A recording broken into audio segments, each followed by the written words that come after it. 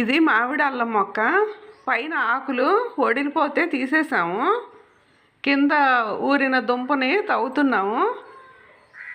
మామిడి అల్లం ఎక్కువగా ఫిబ్రవరి మార్చి నెలల్లో వస్తుంది. పైన ఆకులు ఎప్పుడైతే ఒడిలిపోతాయో అప్పుడు మనం తవ్వుకోవచ్చు. ఈ దుంప కొంచెం 2 రోజులు నీరు తగ్గాక వాడుకోవచ్చు.